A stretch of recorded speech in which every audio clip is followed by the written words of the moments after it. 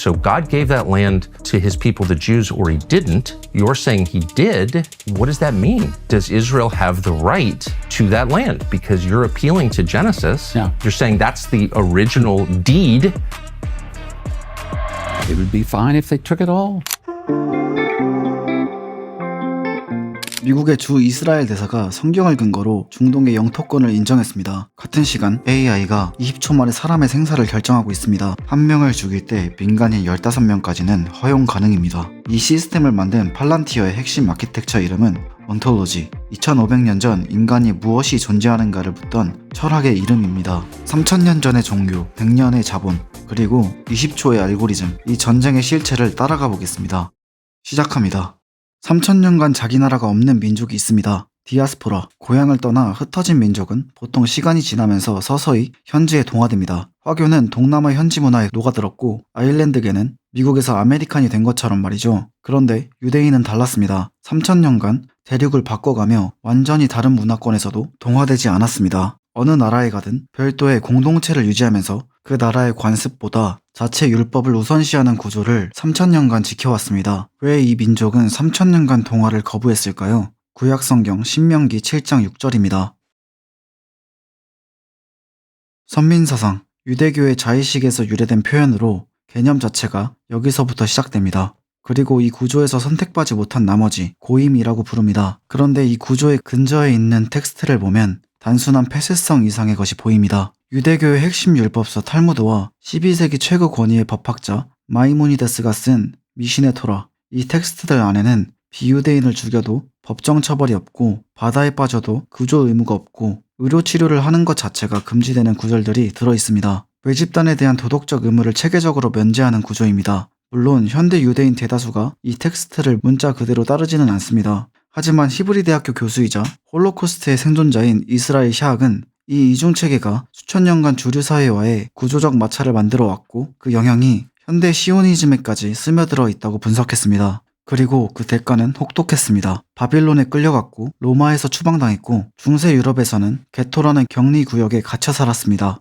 영국, 프랑스, 스페인 공식 기록만으로 추방이 100건을 넘습니다. 한마디로 어디에서든 비호감이었다는 겁니다. 기독교 신학에서는 유대인을 신을 죽인 민족으로 규정했습니다. 이 낙인이 공식 철회된 건 1965년입니다. 흑사병이 유럽 인구의 3분의 1을 죽였을 때는 유대인이 우물에 독을 탔다는 소문으로 수백 개의 공동체가 학살당했습니다. 왕들은 유대인에게 전쟁 자금을 빌렸다가 갚기 싫어지면 추방령으로 빚제 날려버렸습니다. 기독교는 이자를 죄악으로 받고 유대인은 대부분의 직업에서 쫓겨났습니다. 남은 건 아무도 안 하려던 고리 대금업이었죠. 유럽 전역에 흩어져 살던 유대인들에겐 종교와 율법으로 묶여 국경을 넘어 얼굴을 몰라도 어음을 보증하고 송금할 수 있는 초국가적 신용 네트워크라는 무기가 있었습니다. 이 신뢰 구조가 결국 그들을 세계 금융의 중심에 세웁니다. 1941년 홀로코스트가 일어납니다. 유럽 유대인 인구의 3분의 2, 600만 명이 수용소에서 공장식으로 학살당합니다. 인류 역사상 가장 체계적인 대량 학살이었고 이건 어떤 맥락으로도 정당화될 수 없는 일입니다. 박해가 반복될수록 종교적 결집은 더 단단해졌을 겁니다. 외부의 적대가 내부의 결속을 만들고 내부의 결속이 다시 외부의 경계심을 부르는 구조가 반복됐습니다. 그리고 홀로코스트를 겪은 뒤 이 심리는 수단과 방법을 가리지 않더라도 다시는 당하지 않겠다라는 신조로 굳어졌을지 모릅니다. 이 지독한 결속력은 결국 1948년 자신들만의 나라를 세우는 원동력이 됩니다. 이스라엘.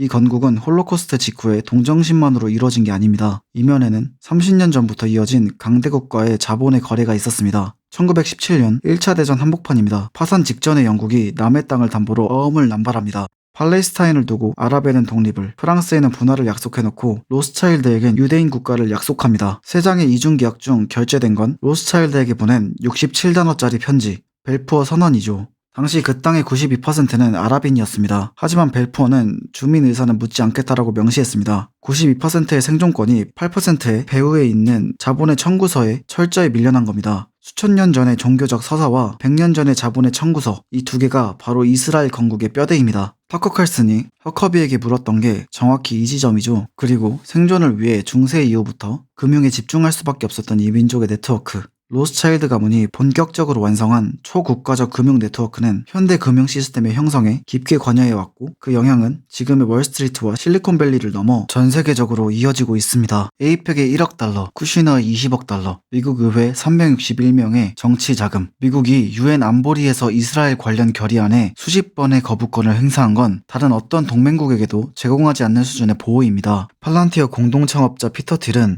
앱스타인의 자금을 받았고 현 부통령 JD 벤스를 만든 인물이죠. 이스라엘과 아랍 국가들은 건국 이후 4번의 전면전을 치른 적대적인 관계입니다. 팔레스타인 문제는 아랍 세계에서 타협 불가능한 외교적 전제 조건이었습니다. 그런데 2022년 이 구도가 깨집니다. 아브라함 협정, 이스라엘이 바레인, UAE와 수교하고 사우디와의 정상화까지 시도합니다. 트럼프 행정부가 중개했고 아랍에미리트에는 F-35를, 수단에는 테러 지원국 해제를 대가로 줬습니다. 이 딜이 성사될 수 있었던 배경에는 종파 갈등, 이란의 지역 팽창, 핵 개발, 그리고 각국의 정치적 셈법까지 여러 이유가 얽혀 있습니다. 중요한 건 결과입니다. 70년간 적이었던 아랍 국가들이 팔레스타인을 두고 이스라엘과 손을 잡기 시작한 겁니다. 이란의 시각에서 보면 정반대입니다. 1979년 이슬람 혁명 이후 이란은 반시온주의를 국가 정체성의 핵심에 놓았습니다. 이스라엘을 서방이 이슬람 세계 한복판에 심어놓은 전초 기지로 보는 거죠. 여기에 예루살렘 성지에 대한 종교적 감정까지 겹칩니다. 아랍 국가들이 하나둘 이스라엘과 손을 잡을수록 이란은 팔레스타인 데이의 마지막 보루라는 명분이 강해졌습니다. 하마스 입장에서는 존재 자체가 위협받는 상황입니다. 아랍 부국들이 돌아서면 팔레스타인 문제는 영원히 묻힙니다. 2023년 10월 7일 하마스가 이스라엘을 기습합니다. 1200명이 사망했죠. 네타냐후는 이 참극을 정치적 계산으로 전환합니다. 뇌물, 사기, 배임으로 재판 중이던 총리가 이란이라는 근본적 위협을 직접 타격해 미국을 전쟁에 끌어들이려는 수를 시작한 겁니다. 그런데 이 전쟁을 밀어붙이는 힘은 자본과 정치적 계산만이 아닙니다. 미국 안에서 성경을 통해 이 전쟁을 지지하는 거대한 유권자 블록이 있습니다.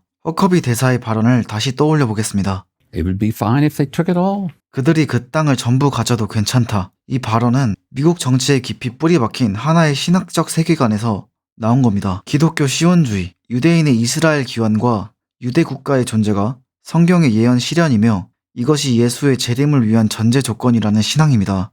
이 믿음을 가진 사람들이 미국에 얼마나 되느냐? 미국 내 백인 복음주의 기독교인은 전체 인구의 약 13%, 이들 중 70%가 이스라엘에 우호적이고 80%가 1948년 이스라엘 건국이 성경 예언의 실현이라고 믿고 있습니다. 그리고 이 신앙은 투표장에서 힘을 발휘하죠. 2024년 대선에서 백인 복음주의 유권자의 80%가 트럼프에게 투표했습니다. 이스라엘 최대 친이스라엘 로비단체인 쿠파이, Christian United for Israel의 회원수는 1000만 명입니다. 이 세계관이 정책 결정자들 안에 들어가 있습니다. 허커비는 최초의 복음주의 목사 출신 주 이스라엘 대사입니다. 트럼프 1기의 국무장관 폼페이오도 공개적인 기독교 시온주의자였고 지금 이란전을 지휘하고 있는 국방장관 피트 헤그세스 역시 공개적인 복음주의 기독교인입니다. 이들에게 이스라엘 정책은 지정학적 판단 이전의 신앙의 영역입니다. 그리고 이 신앙이 향하는 가장 민감한 지점이 있죠. 예루살렘의 아라크사 모스크, 이스라엘의 세 번째 성지입니다. This is the three holiest site in the Islamic world. This is Saudi Arabia, Mecca, Medina, and this is the Dome of the Rock, the Al-Aqsa Mosque, which is where Muhammad was supposed to ascend to heaven. And the Jews and the Christian Zionists believe that this must be destroyed so that they can build the third temple, or Solomon's temple. Okay? Alright, so this is the big question in this war. And again, I keep on saying this, but I need to be right in my prediction if my analysis is to be correct. If they do not destroy the Al-Aqsa Mosque, and if they are able to achieve peace, then my predictive model, my analysis is completely wrong, and you just ignore me, okay, for the rest of my life. 유대교에게 바로 그 자리는 3000년 전 솔로몬 왕이 신과의 계약을 봉헌한 최초의 성전이 서 있던 곳이기도 합니다. 제3성전 제거는 이 모스크를 걷어내고 그 위에 성전을 다시 짓겠다는 것입니다. Who have a different eschatology, okay? And these people we can say are accelerationists. And their point is that this is fine, but it's way too slow. If you have faith in God, then you should want to hurry things up and force the return of God as soon as possible. And you do that by recognizing that if you actually before the Messiah comes, if you actually go and create the nations of Israel, bring all the Jews back, build the third temple, defeat all the enemies, then the Messiah will come naturally. 네타냐후 정권의 생존을 쥐고 있는 구구 연립 파트너 벤 그비르가 공개적으로 추진하는 정치적 프로젝트입니다. 장세친 교수는 2024년에 이미 이란 전쟁을 예측한 바 있고 이 부분에 대해서도 경고했죠. 만약 극우 세력이 아라크사 모스크를 파괴한다면 20억 무슬림이 종교적 의무로 전쟁에 나서게 된다. 유대교의 선민사상이 이스라엘을 만들었고 기독교 시온주의가 미국의 정치적 보호막을 씌웠습니다. 하나는 건국의 동력, 다른 하나는 존속의 동력입니다. 그리고 이 전쟁의 최전선에 AI가 투입됩니다. 이란 미나브의 여학교가 폭격당했습니다. 아이들을 포함해 175명 이상이 사망했죠. 미 하원 의원 120명이 국방장관에게 서한을 보냈습니다. 이 학교를 식별하는데 AI가 쓰였는가? 펜타곤에선 조사 중이라는 답을 내놨죠. 팔란티어가 만든 메이븐 스마트 시스템, 여기에 엔트로픽의 AI 모델 클로드가 탑재되어 있습니다. 이란 작전 첫 24시간 만에 약 1000개의 타겟이 생성됐고 3주 만에 6000회를 넘었습니다. 이 시스템은 하루아침에 나온 게 아닙니다. 가자에서 먼저 실전에 투입됐습니다. 이스라엘군은 가자 분쟁에서 AI 도구에 크게 의존했습니다. 라벤더와 Where is Daddy, UN 특별보고관 프란체스카 알바네세는 팔란티어의 AI 플랫폼이 라벤더 가스펠 Where's Daddy의 기반 기술을 제공했다고 볼 합리적 근거가 있다고 보고했습니다. 라벤더, 가자지구 주민 전체의 통화 기록, 소셜미디어, 위치 데이터를 수집하고 각 개인에게 점수를 매깁니다. 하마스 조직원일 확률, 이 킬리스트가 37,000명입니다. 인간 분석권이 1년에 50개 만들던 타겟을 이 시스템은 하루에 100개 이상 찍어냅니다. Where's Daddy? 아빠 어딨어? 이름부터 섬뜩한 이 시스템은 킬리스트에 올라간 수천 명의 위치를 동시에 추적하다가 타겟이 자기 집에 도착하는 순간 자동으로 알림을 띄웁니다. 군용 건물이 아니라 집을 폭격하는 게 첫 번째 옵션이었다고 합니다. 집이 더 쉬우니까요. 아내와 아이들이 잠든 새벽에 폭탄이 떨어집니다. 타겟이 없을 때도 폭격이 진행돼 가족만 죽는 경우가 많았습니다. 정보장교의 표현을 빌리면 가족을 이유 없이 죽인 셈입니다. 대중은 AI가 터미네이터처럼 전쟁을 누비는 걸 상상합니다. 현실은 훨씬 건조합니다. 이 시스템이 보내는 건 스마트폰 푸시 알림에 가깝습니다. 20대 초반의 정보장교가 대시보드에서 확률을 확인하고 승인 버튼을 누릅니다. 구글 애널리틱스를 보는 것과 다를 바 없는 UX, 깔끔한 인터페이스가 살인에 대한 인간의 본능적 거부감을 마취시킵니다. 타겟 지정에서 승인까지 20초, 오류율 10%, 37,000명의 10%면 3,700명입니다. 하급 조직원 1명을 죽이기 위해 민간인 15명에서 20명의 사망이 허용 가능한 수치로 설정됐습니다. 비용 절감을 위해 유도장치 없는 폭탄을 썼고 정밀 타격이 안 되니 건물 전체가 무너집니다. 끔찍한 일이 벌어지고 있습니다. 인간이 인간을 이렇게까지 효율적으로 죽인 적은 없었습니다. 테크 저널리스트 제이콥 워드의 표현을 빌리면 가자는 프로토타입이었고 이란은 론칭입니다. 같은 팔란티어가 가자에서 이스라엘 국방부의 AI 플랫폼을 납품하고 이란전에서는 미 국방부의 메이븐 스마트 시스템을 납품합니다. 양쪽 전쟁에 같은 회사가 걸쳐 있는 겁니다. 전쟁 첫 2주 이란 민간인 1000명 이상이 사망했고 타격된 타겟 15,000개 이상입니다. 같은 기간 팔란티어 주가는 7% 올랐습니다. 팔란티어의 공동 창업자 피터 틸과 CEO 알렉스 카프, 두 사람 모두 서방 문명의 압도적 기술 우위를 추구하는 사상적 기반 위에 이 회사를 세웠습니다. 전쟁이 길어지는 것은 기업의 경제적 이익이고 이란과 같은 적대 세력의 악화는 그들의 세계관에 부합합니다. 엔트로픽이 이 자율무기에 자사 AI 사용을 제한하자 펜타곤은 공급망 리스크로 분류하고 오픈 AI로 대체했습니다. 그런데 대체 시스템이 아직 준비되지 않아서 지금 이 순간에도 클로드는 웨이븐 안에서 돌아가고 있습니다. 그리고 팔란티어는 아이스, 미국 이민 세관 집행국에도 같은 기술을 납품하고 있습니다. 전장에서 누가 하마스인지 분류하던 시스템이 이제 평시 미국 내에서 누가 추방 대상인지 분류하고 있습니다. 전쟁터에서 사람을 골라 죽이던 알고리즘이 일상에서 사람을 골라 잡아가는 알고리즘이 된 겁니다. 역사는 반복됩니다. 2001년 9.11 테러 직후 미국은 국가 안보를 명분으로 통신 감청을 허가하는 애국법을 통과시켰습니다. 테러리스트를 잡겠다는 명분이었지만 이 비상 통제망은 결국 국가가 평범한 자국민의 일상을 사찰하는 영구적인 감시 도구로 변질됐죠. 전쟁을 위해 만들어진 기술은 전쟁이 끝나도 꺼지지 않습니다. 미국인 59%가 이란 공습에 반대하고 있습니다. 트럼프의 이란 대응 지지율은 36%, 미군 20명이 사망하고 200명 이상이 부상당했습니다. 호르무즈 해협 지원을 요청했지만 나선 나라는 없었습니다. 자국민도 동맹도 원하지 않아 보입니다. 아브라함 협정으로 손을 잡았던 아랍 국가들조차 진짜 전쟁 앞에서는 그 손을 놓았습니다. 이란을 견제하려면 이스라엘이 필요하고 미국의 무기를 사려면 이스라엘과 가까워야 합니다. 하지만 자국민 앞에서 이슬람 국가 폭격을 지지할 수는 없습니다. 필요하지만 편들 수 없는 동맹. 이것이 지금 걸프 국가들의 딜레마입니다. 하지만 지속되고 있죠. 표면적 명분을 하나씩 지워보겠습니다. 첫 번째, 핵개발 저지.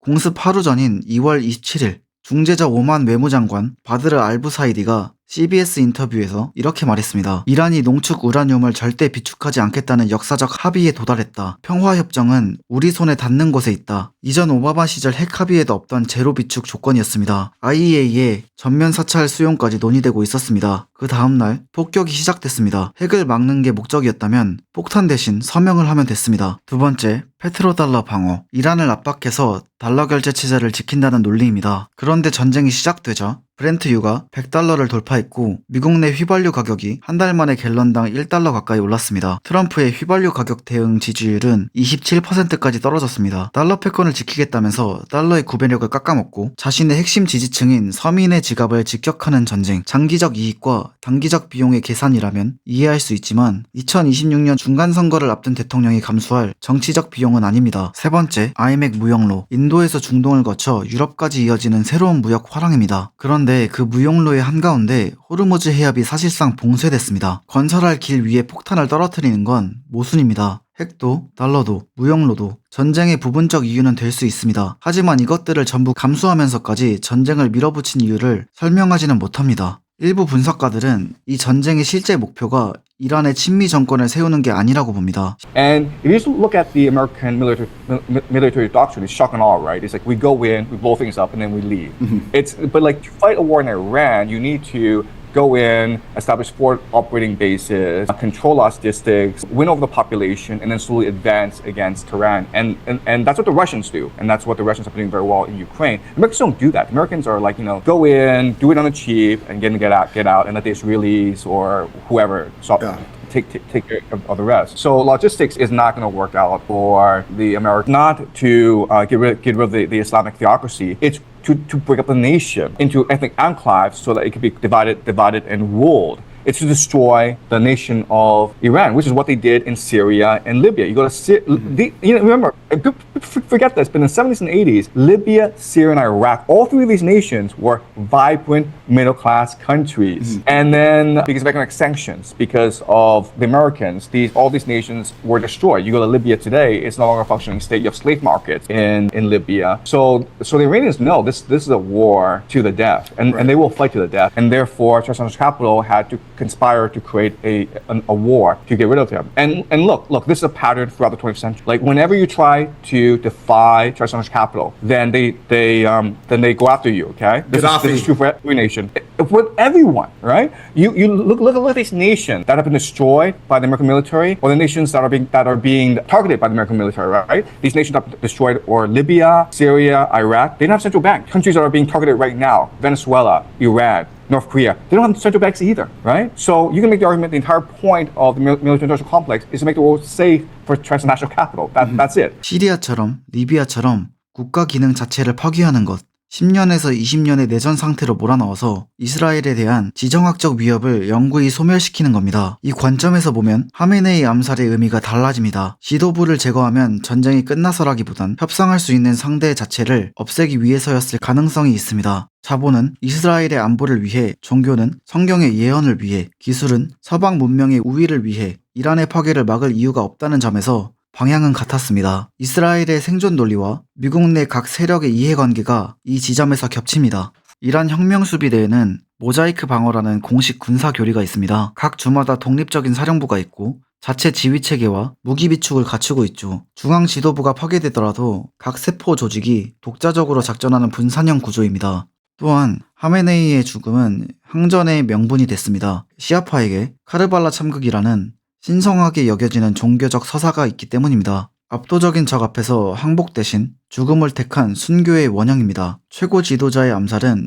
이 서사와 정확히 겹쳤습니다. 전쟁 3주째 아라그치는 CBS에 출연해 이렇게 말하고 있습니다. 우리는 휴전을 요청한 적이 없고 협상을 요청한 적도 없다. 필요한 만큼 우리 자신을 지킬 준비가 돼 있다. 시아파의 텍스트가 항복을 불가능하게 만들고 있습니다. 서로 다른 신념이 양쪽에서 전쟁을 밀고 있습니다. 이란은 호르무즈 해협을 카드로 꺼냈습니다. 전 세계 해상 원유 운송량의 약 20%가 지나가는 이 좁은 수로를 사실상 봉쇄했습니다. 이란의 트럼프 정권에 대한 정치적 압박입니다. 워싱턴 포스트에 따르면 러시아는 위성 정보를 통해 미국 군함과 항공기의 위치를 이란에 제공하고 있었습니다. CNN은 미국 정보기관 관계자를 인용해 중국이 이란의 미사일 부품과 재정 지원을 준비하고 있다고 보도했습니다. 중국은 전쟁 전부터 레이더 시스템, 위성 항법 장치를 이란에 수출해 왔습니다. 직접 파병을 하지 않으면서 미국의 체력을 소진시키는 전략적 판단이 있기 때문이죠. 하지만 중국도 편하지 않습니다. 중국은 세계 최대 원유 수입국입니다. 러시아 파이프라인, 아프리카, 브라질 등 대체 경로가 있고 전략 비축유도 수개월치 확보하고 있지만 호르무즈가 장기간 막히면 원유 가격 자체가 올라가기 때문에 타격을 피할 수는 없습니다. 그럼에도 중국이 이란을 돕는 건 미국이 중동에서 소모되는 게 더 큰 전략적 이익이기 때문입니다. 이란은 돕되 이란이 너무 크게 이기지는 않도록 중국도 줄타기를 하고 있는 겁니다. 이 전쟁에서 편한 쪽은 아무도 없습니다. 트럼프는 전쟁이 4~5주면 끝난다고 했습니다. 하지만 첫날 하메네이가 사망하면서 협상 테이블 자체가 사라졌고 이란의 보복은 예상보다 광범위했습니다. 호르무즈가 막혔고 유가가 폭등했고 동맹국들의 지원을 거부했습니다. 여기서 확전하면 전쟁은 길어지고 여기서 물러나면 이란의 승리의 명분을 넘기게 됩니다. 어느 쪽이든 비용이 큽니다. 그렇다고 지상군 투입이라는 카드를 꺼내기도 힘들죠. 이란은 거대한 산악지형입니다. 이라크, 아프가니스탄, 베트남 공군력만으로 끝난 전쟁은 역사에 없습니다. 지상군이 투입되면 미군 사상자가 늘어나고 사상자가 늘어나면 여론은 더 빠르게 돌아섭니다. 이미 미국 유권자의 56%가 이 전쟁은 미국보다 이스라엘의 이익이라고 답하고 있고 트럼프 지지자 중에서도 79%가 조기 종전을 원하고 있습니다. 여기서 미군의 피가 더 흘러나오기 시작하면 정치적 리스크는 걷잡을 수 없이 커집니다. 객관적인 지표와 상황을 종합해보면 이 전쟁 역시 단기간에 끝날 기미는 보이지 않습니다. 이미 소모전의 수순에 접어들고 있습니다. 전쟁이 길어지면서 유가 폭등은 물류비를 올리고 물류비는 물가를 올립니다. 트럼프는 막대한 전비를 쏟아붓고 있지만 걸프전 때와 달리 석유로 회수할 수도 없고 동맹국이 분담해주지도 않습니다. 전쟁 비용은 늘어나고 인플레 압박은 강해지고 있습니다. 또한 이스라엘은 중동의 유일한 비공식 핵 보유국입니다. 군사 전문가들은 이들의 최후 전략을 삼손 옵션이라 부릅니다. 국가가 무너질 때 적과 함께 공멸하겠다는 핵 교리입니다. 1973년 욤키푸르 전쟁에서 이스라엘은 실제로 핵탄두 장착을 명령한 적이 있습니다. 앞서 살펴봤던 유대민족의 3000년의 집단적 상은 Never Again의 생존주의가 압도적인 파괴력과 결합되어 있습니다. 궁지에 몰린 국가가 그 심리 위에 핵을 올려놓고 있는 겁니다.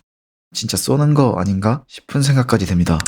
이 전쟁의 원인을 끝까지 따라가면 결국 눈에 보이지 않는 것에 도달합니다. 인간은 눈에 보이지 않는 것을 믿을 수 있습니다. 그리고 그 믿음은 죽이고 죽는 것에 대한 본능적 저항을 이길 만큼 강합니다. 나치에게는 아리안 우월주의가, 바이킹에게는 바랄라가, 시아파에게는 카르발라의 순교가, 유대인에게는 선민사상이 있었습니다. 신의 이름으로 사랑을 말하면서 같은 신의 이름으로 사람을 죽이기도 합니다. 니체하면 떠오르는 말이 있죠. 신은 죽었다. 원문을 읽어보겠습니다. 신은 어디로 갔는가? 내가 말해주겠다. 우리가 신을 죽였다. 너와 내가, 우리 모두가 신을 죽인 살인자다.